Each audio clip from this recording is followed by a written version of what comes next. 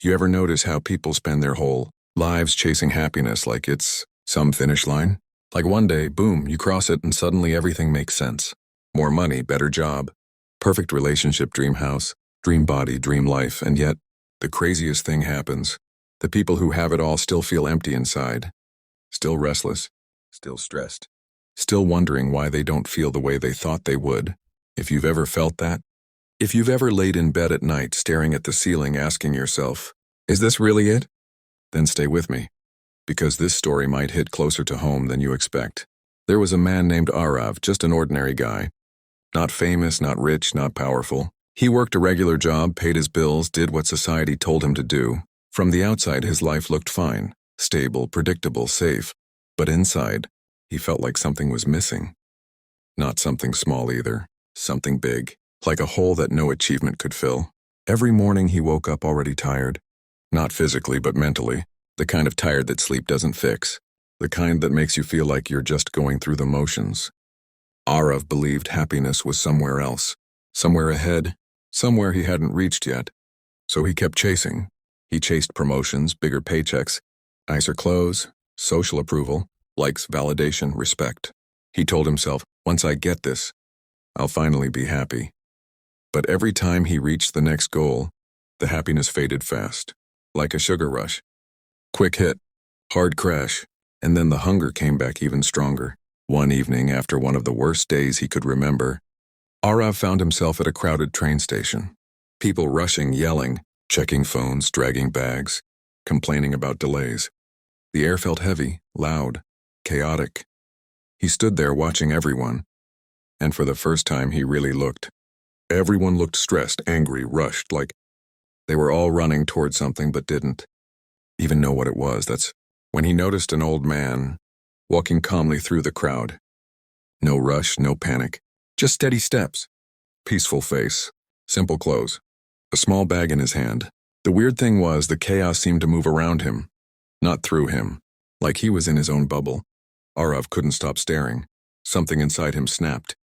Not in a bad way, more like curiosity mixed with desperation. He followed the old man onto the train and sat across from him.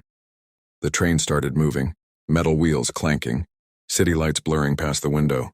Arav finally spoke. "Sir," he said, "how are you so calm?" The old man smiled. Not a big smile, just a knowing one, the kind that feels warm instead of flashy. "Because I stopped running," he said. That hit Arav harder than he expected. The old man told him a story. He said he spent most of his life chasing happiness outside himself. Money, status, approval, control. He thought peace would come later, after retirement, after success, after everything was perfect. But life kept proving him wrong. Problems didn't disappear. Stress didn't vanish. Fear didn't leave. It just changed shape. One day, after losing nearly everything he thought mattered, he sat alone and asked himself a simple question. What if happiness isn't something I find, but something I allow? That question changed his entire life. The old man explained that happiness isn't loud. It doesn't scream. It doesn't show off. It doesn't beg for attention. Real happiness is quiet, subtle, steady. It's not excitement. It's peace. And peace doesn't come from getting more. It comes from needing less. Arav listened, nodding slowly. Everything the man said felt uncomfortably true. The old man told him most people suffer not because of what happens to them, but because of the stories they tell themselves about what happens. The mind, he said, is a powerful tool but a terrible master. If you let it run wild, it will keep you trapped in regret about the past or fear about the future, never letting you enjoy the only moment that actually exists. Now, he said, happiness lives in the present moment, not yesterday, not tomorrow, right now. But the problem is most people are never really here. Their bodies are present, but their minds are everywhere else. The train slowed.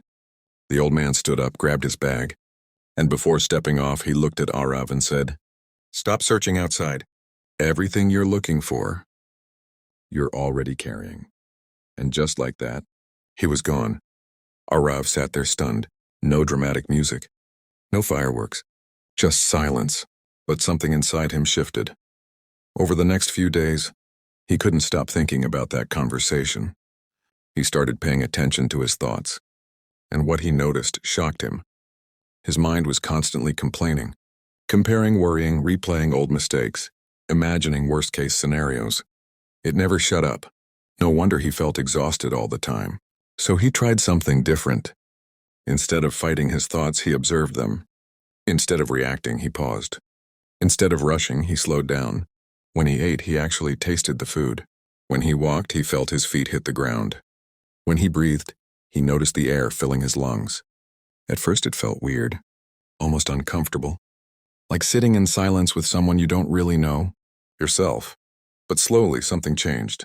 The noise quieted down. The stress loosened its grip. The constant pressure to be more started fading. Arav realized something powerful. He had been postponing happiness his entire life. He kept telling himself, I'll be happy when, but that when never came. Life was always happening somewhere else, and he kept missing it. He stopped measuring his worth by productivity alone. He stopped chasing approval from people who didn't even know him. He stopped trying to control everything. And ironically, that's when he finally felt in control. Here's the truth nobody tells you. Happiness isn't the absence of problems. It's the ability to face them without losing yourself. It's not about everything going right. It's about being okay even when things go wrong. It's not about being positive all the time. It's about being present. The world will always demand more from you. More work, more speed, more success, more comparison, more noise. But peace comes when you stop negotiating with your soul. When you stop selling your inner calm for external rewards. Arav didn't quit his job. He didn't move to the mountains. He didn't become some spiritual guru. His life didn't magically turn perfect. But his relationship with life changed, and that changed everything. He laughed more, not forced laughs, real ones. He slept better. He worried less. He accepted himself more. He understood that happiness isn't a destination you arrive at. It's a way you travel, and maybe that's what you need to hear right now. Maybe you're tired of chasing. Maybe you're exhausted from trying to prove yourself. Maybe you're stuck thinking happiness is one big breakthrough away. But what if the secret isn't doing more? What if it's letting go? Letting go of expectations that crush you. Letting go of comparisons that steal your joy. Letting go of the idea that you're not enough. Yet, because here's the real secret to true happiness. You don't need to become someone else. You don't need to have more. You don't need life to change first. You need to come back to yourself. Peace isn't found in the future. It's felt in this moment. Right now, as you breathe, as you listen, as you realize that nothing is missing. Happiness doesn't live in the noise. It lives in the stillness you've been avoiding. And once you find it, you'll realize it was within you the whole time. If this story hit you, sit with it. Don't rush. Don't scroll away too fast. Sometimes the message you need isn't loud. It's quiet, and it's been waiting for you to finally listen.